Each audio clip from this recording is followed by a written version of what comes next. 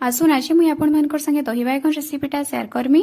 तो दही bygone recipe बनाबार लगे मुई बाइगन बड़ बड़ साइज रोटा दुईटा नहीं जाइछे। बाइगन रो आगर पछ भाग के मुई काटी दउछे आउ एंता गोल गोल खण करिकिना आउ लंबा लंबा करिकिना काटी नउछे।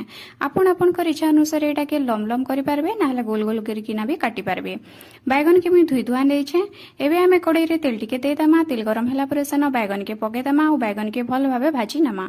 बाइगन भल भाबे भाजी हेबार लागि सेन नून नै देबे आर ढाकनी गुटे देई करी स्लो फ्लेम रे एटा के टिके टाइम तक छाड़ी देबे। देखबे बैगन एंता लाल ही करी भाजी ही जिबा। नून देले बैगनटा तल्ली जिबा। एबे आमे पातल घंटा लहसुन उइल तार संगे मिर्चा जीरा और किछि दालचीनी नै जिमा। तो एबे आमे दही नै जिमा। दही के फेंटी नमा।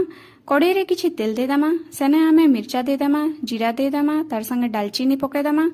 एबे आमे तार ऊपर लहसुन उइल आरु पातल घंटा के एका संगे पके करी इटा के भल भाबे कसी नमा।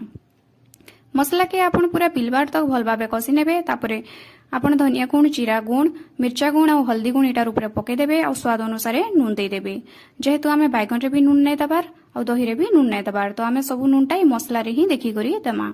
एबे आमे मसला के भल भाबे कसी नमा। मसला कसी हला परे जेन फेटी करी रखिथिमा दही के इनो पके दमा।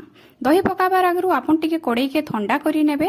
बोले गैस रो फ्लेम के बंद करी किना कड़ाई के टिके ठंडा करी नेथिबे जार द्वारा कि आपण दही पकाले एटा नै फाटे। दही पकाला परे आपण इटा के पूरा भल भाबे कसबे। देखुन केनता भल भाबे दहीटा कसी हे जाइछे।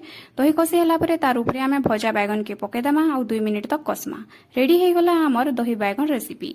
एबे आमे एटा के गुटे गिना के काढी आनमा।